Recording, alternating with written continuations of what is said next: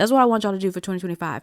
Mind your own business and leave Black women out of it and leave Black women alone. Okay. So the people that love us, that celebrates us, that accept us for who we are, who are there for us, who can support us, who is not intimidated by us, they can celebrate us. They can love on us. And if that ain't you, see your way out. Hello, beautiful people. Let's discuss book stuff. And today we have some good things to talk about and maybe not so good things to talk about. Anyways, so I just cannot wait to talk about this release that's happening March 4th. One of my favorite series of all time. The third book is being released and it's called Oathbound by Tracy Deonn. I am ecstatic, y'all. I am so ecstatic. I want to include this in the bookish news because I think we should talk about good stuff too, and not just the tea. I mean, I think tea could be good. Tea doesn't have to be scandalous, but don't worry. We will get to Omar Tyree in a minute. But first, The Amazing Mind of Tracy Deonn. This was the first, the first fantasy book that I just fell absolutely completely in love with the moment that I read it. In fact, if you want to watch my reading vlog of Legendborn, make sure you go check that out because I was very stressed out. I'm not even gonna hold you. I was stressed out in the best way possible. I just actually completed my reread of Legendborn. I am rereading Bloodmarked now for the second time. And there's so many little details that are so intentional. That's what I love about Tracy Deonn's writing. It's everything is so intentional. I don't feel like I'm just reading this just for the sake of it and it doesn't matter or it doesn't lead anywhere. This is a really good book that does not waste your time. And I was completely gagged the first time I read it. So I'm glad that I get to relive this again. I am so happy that I found out about this series so now I can fully celebrate and participate in the third release because there's going to actually be 4 books. The second one is Oathbound. I don't know if you can. The second one is Bloodmarked. Jesus. I don't know if you can see it up there, but I remember seeing Legendborn and Bloodmarked on everyone's bookshelves, especially when I was on TikTok. I would see this book everywhere. It was on everyone's bookshelf. And I'm like, oh, and not only just the hardcover or whatever was on there, but they had multiple editions of this series already on their bookshelf, showcase, loud and proud. I'm like, hey, cool. Note. I'm going to note that. I went to the bookstore, one of my favorite bookstores here. And every time I would go to this bookstore, if it wasn't Legendborn, it was Bloodmarked.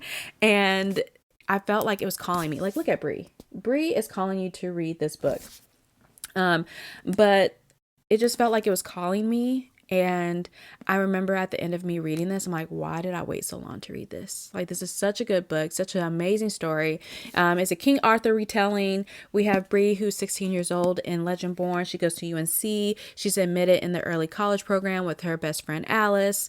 And it gets on and popping. It's a story that unravels grief in the most authentic way that I have ever read it before. Even though I haven't experienced the loss of my mother, I feel like this was written in such a real and authentic way and not in a abstract way. I think Tracy Deonn, the author, actually had lost her mom, so I could just feel the authenticity pouring out of this book. And it's a lot about your culture. It's a lot about it's just so real, honestly. It's just such a real book. It's just so fire. It's so real. That's all I could say about it. And it would leave your jaw on the floor. I'm not even kidding. And then by the time you're done with Bloodmarked, I'm rereading it, but I remember I'm like, oh, if that's what happened in Legendborn. Oh, Bloodmarked is going to raise your blood pressure. So anywho, go ahead and reread these. Go ahead and pre-order Oathbound. I pre-ordered the ebook for Oathbound because I forgot that I'm actually the first in line on the Libby hold for Oathbound, but it's fine. I want to own it anyway. And I'm not sure if Libby holds on release day, if it automatically goes to your Kindle at midnight or not. We'll find out. But I had to go ahead and order the ebook. So at midnight, I will be reading Oathbound. I will also have a read along for Oathbound on Storygraph. So if you want to read along with me, or maybe you're not quite there yet, maybe you want to get into this series first, I will have the read along for an extended amount of time. So even if you don't start reading right when it's released. You can still join in on the read along and the discussions posted in there, even if you're like a month or so after the fact. So you can still be a part of it without feeling rushed. And that's like my favorite kind of book club, because I'm a mood reader. So like maybe I do want to read that book, but not in the month that you're reading it. How about that? Anyways, so I'm really excited about this. And one of the threads, someone posted a thread, and it basically was saying that they want to see the same amount of hype that everyone's giving for Onyx Storm. They want to see it for Oathbound. And you know what? I couldn't agree even more, because at that point, up until that point, I was really thinking like, I hope my local bookstores host something, like I didn't have to reach out to Barnes and Noble to say, hey, are you going to do anything for Onyx Storm? Like that was just already scheduled. Right.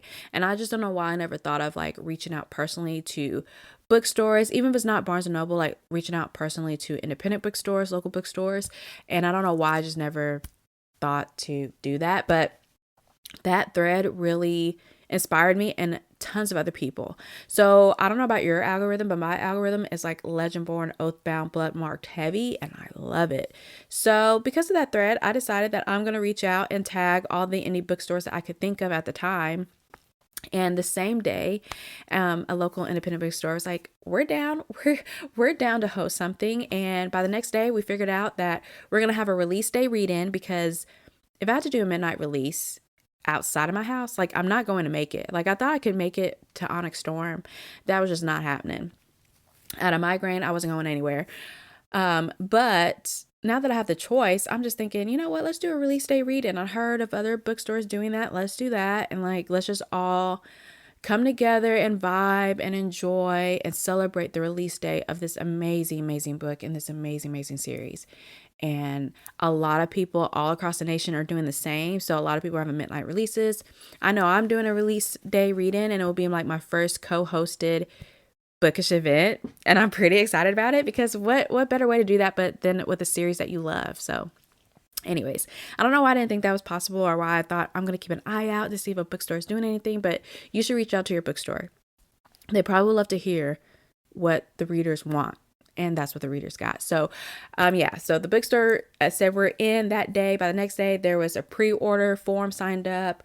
We know where it's going to be at. We're starting getting more and more ideas. And then I've also met a group of people that also want to celebrate and really put out the word for this series. And so there's going to be a database. So all the links will be down below, but I think I can have a list shown to you guys. So if you want to know if there's any local events happening near you, you're able to see it through the database or submit your own.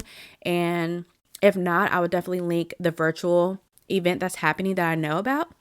So that way you could join in, because sometimes if you're in a small town or just in a town that's like got excuses, because some people are like, oh, we waited too late and we can't do that. Like you can make something shake pretty quick, but whatever. You can still be a part of the fun, even virtually. And I think that's great. And yeah. Also, don't be a hater. I came across on Goodreads, I don't know why people want to lie. People want to lie. Okay. And why are they lying? I'll tell you why. There's a couple of people who want to do a 1-star, 2-star rating on Oathbound. Now, maybe because it's my favorite series, you're going to watch your mouth. But they're over here putting a 1-star, 2-star, and they're like, how are you rating it low? It's not even out yet. They have the audacity to lie. They have the audacity to lie and say an arc, like they read an arc. Sorry, there's no arc sent out, honey. There's no arc sent out, honey. There's no arcs been sent out for Oathbound. So you're just lying. So why don't you stand 10 toes down and tell us really why you want to rate this book low? Say it with your chest. That's what I don't understand. If you're gonna do something like that, stand 10 toes down and own it. Own it. Say the real reason you don't like it. I'll wait. Anyways, needless to say, make sure you go pick up a copy. It's such a good book, I think. And I also tell people, like, by the time you're done reading Legendborn, you should just already have Bloodmarked in the queue. You're gonna need to read that immediately. Just go ahead and buy both, because when how this ends, you're gonna hop, jump, and skip straight to Bloodmarked. I'm not playing. So just go ahead and get that. Go ahead and pre-order Oathbound. Enjoying the read along. I will have the link under this video because I don't think I can create a read along yet until it's released. So go ahead and follow me on Storygraph, and I will try to post it under this video or in like a post, so you guys can join. And yeah, anyways, I just had to start with the good stuff because I'm so excited about that. I'm so excited. And I made bookish bookmarks, business cards. Oh God, I'm so excited. I'm so excited. Like this was so cute. I created it on Canva, and then I have like a little QR code, takes you to my link tree with all the things. Now, this isn't a Legendborn quote, but this is a quote from another series that I love so much. I haven't finished it yet, but it's something that I always like to remind myself too, just in general with life. It's fear is only your enemy if you allow it to be. And I feel like that's bars. Anyways, I'm so excited for this. I had to share that with you, y'all. Okay. Now, we're finished with that, y'all. Let's get to Omar Tyree. Okay. If you didn't know, Omar Tyree is an author. He is from Philadelphia, and he has won, I think, an NAACP award. He also had many nominations, and some of his most notable works are probably really, really popular books are For the Love of Money and Fly Girl. We'll actually be talking about Fly Girl in this one. Now, let me tell you right here. I will link the full interview in the description because it's nearly 2 hours long, and I'm not breaking that down. I'm not doing it. But I will tell you this. It got a lot of people upset. This interview, he did an interview with Storm. I think Storm actually posted the full-length video, so that's why I'm going to link it down below so you can watch it in its entirety. But we're coming up on the 25th anniversary and the 25th re-release of Fly Girl, and it's going to come out with a new cover. So, of course, we're doing this, and I feel like he's reached out to some more people in the bookish community here on YouTube as well, and the vibes were just off. He didn't reach out to me, but I did see other people's personal accounts. He talked about a lot of things in the interview he did with Storm. And I'm not going to go down this can of worms, but what I'm going to say is he kind of messed up this rollout for himself. He kind of pissed off everyone. Okay. Some of his mindset and some of the way he thinks is kind of antiquated. Like, it's kind of outdated. It's kind of like update the software. I don't know why you're thinking like this, but a lot of people do think like he does. But he got a lot of people upset. I do know this. Somehow, somewhere in this interview, Storm even said like, okay, we're going to bring it back to the book. And he's like, oh, he talks about life things that kind of impact the book. He did talk about, they even talked about how many Black publishers are like in bookstores like Barnes and Noble and stuff like that. And she's from Chicago. So, Storm's like, yeah, it's about 50-50, made some good points and things like that. But he also talks about, women in relationships. And let me tell you, I'm sick of the internet having this discussion every other week. Be with the person you want to be with, okay? And if you don't like Black women, leave us alone. Leave us alone. If you don't like Black women, leave us alone and shut the up, okay? If you don't like our confidence, if you don't like how we handle business, if you don't like our boss mentality, then we're not for you. Leave us alone and be quiet. Go somewhere else and be quiet. Go get the woman you want and be quiet. First off, and every Black woman is not the same. And I don't know what it is, but I feel like people just want to police Black women. Like, it's really annoying online. I'm not going to say everywhere, everybody, but it feels like, and I don't know if other women feel this way too, but I feel like as a Black woman, people are always trying to say, or trying to police us and try to change us and make us like, I don't know. You know how like some people like, oh, my preference is blah, blah, blah. But then they turn around and also say why they don't like Black women. Leave us out of it. You don't like us. Okay. Take the trash took itself out. Let someone else who loves us and appreciates us exactly the way we are come through. You ain't got to speak on us, bro ham. You don't even got to try to change us. Go get what you want and leave us alone. Period. Anyways, I'm not going to go on that can of worms, but he made a lot of people upset. I think there was a clip. Hold on. let me see. I think there was like a shortened clip of someone. Who was this?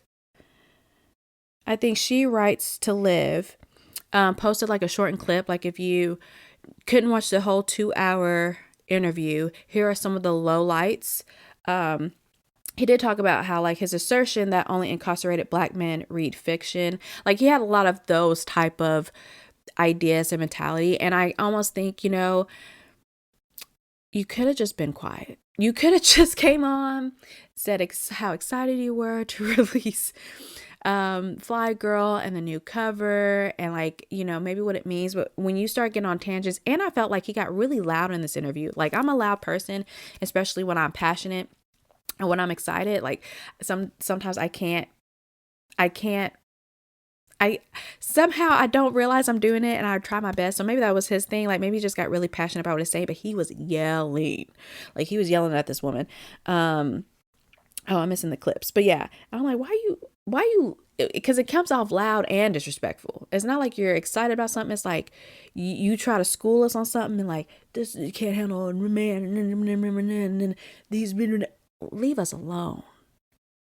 God, leave us alone. Anyways. Yeah, so the point too was they even said like, why is he talking to the host Storm like that? Suggesting Black women don't swim because of our hair and nails. Leave us alone. Leave us alone. And if I want to swim, my hair and my nails ain't gonna stop me. And even if it did, I could do what I want to do.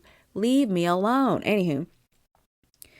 The fourth one, he's not reading anything, y'all. And worse, he blames it on the lack of lists. I think I saw this clip actually. He talks about like how like back in the day, there was like lists and like Essence magazines and things like that. And you knew like the up and coming like Black authors and like who to read and blah, blah, blah. And I don't know where he's been, but if you're on social media, there's a lot of people that make lists. Like I know a lot of Black creators, I like creators in general, who make lists, and depending on what you want, like you want the top Black romances, people read that and they make lists. If you want top Black fantasy, like there's people out there that's doing that in certain genres or just genres in general. So I'm not sure where he's getting that from. I don't know if it's just because I don't know if Essence doesn't do it as often as it used to back in the day. I can't say. But he does kind of talk about that. And I'm like, but like he's trying to make it seem like social media ruined book recommendations.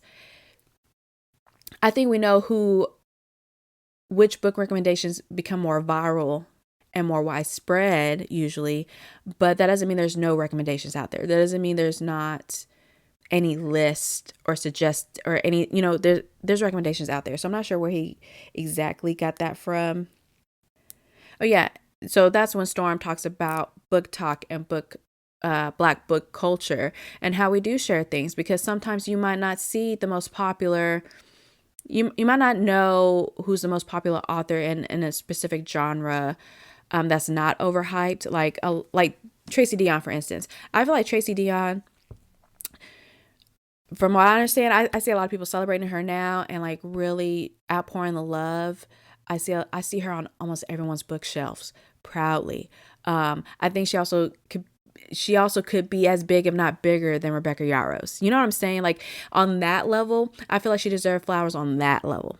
Like that's how serious I am. So, anyways, so Storm does, pretty much educate him and like, sets the record straight throughout this interview from what I could see. So also he refers to books as content and has read so much he's over it and is going international. I'm not quite sure what that means. We gonna skip past that. And then his advice for writers is to be a real estate agent. He does briefly mention this, like just kind of, it feels almost like randomly when I was watching it in the interview. Really, I think he's kind of talking about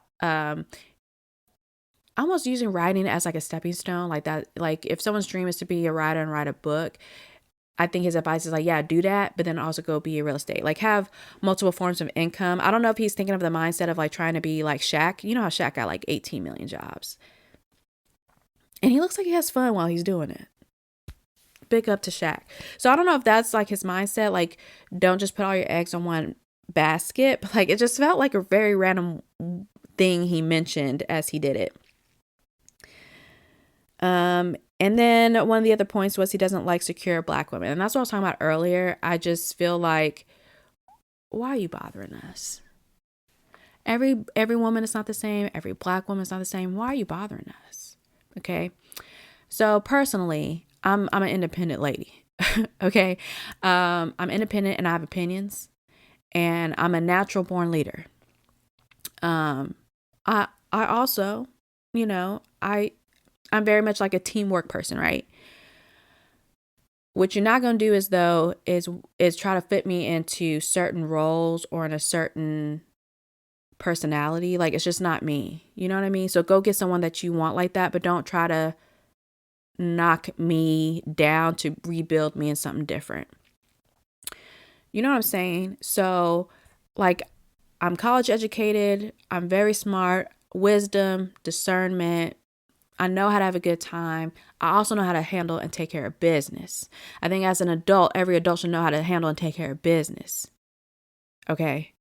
Sometimes I'm no nonsense and I know how to have fun. But if that ruffles your feathers, leave me alone. Don't speak on me and leave me the alone. Develop, that says to a man, now she's ready for procreation. That is natural habitat of humans. So if a woman does that over and over again, you naturally going to get a guy's eyes. When you talk about Asian women, they understand how to be with a man. And then you talk about white women, Black women say it all the time. Them white girls are submissive. Yeah, because they still control right now with my... Here's what I gotta say. Leave us the alone. Go get what you want and leave Black women out of it. Don't try to school me on shit. Don't try to tell me shit. I'm sick of this. I don't know if it's like this for everybody on the internet, or just because I'm a Black woman, this is what I see as a Black woman on my algorithm. But leave me alone. If you like and don't generalize. Again, I feel like not every woman's the same. But you want to make it seem like all Black women are the same, and that's why they can't keep them. Leave us alone. That's what I want y'all to do for 2025. Mind your own business and leave Black women out of it, and leave Black women alone. Okay. So the people that love us, that celebrates us, that accept us for who we are, who are there for us, who can support us, who is not intimidated by us, they can celebrate us. They can love on us. And if that ain't you, see your way out. Anyways, that's all I have to say on this. Let's discuss book stuff. Lord Jesus. If you like this video, please like it. I would really appreciate it. I love to know what kind of videos that you do like. I always love the comments down below. So make sure you leave a respectful comment, because I'm not going to go back and forth with you. I'm not. Okay. And be kind to each other, because I don't have time for that neither. And if you haven't subscribed, please do, so you can see more of these videos. And let me know if you want me to do the recap for Legendborn and Bloodmarked, because if you subscribe, you will see those if they come out. And also, my first bookish event, I'm going to share that with you guys. So anyways, thank you guys for tuning in. Until next time. Peace.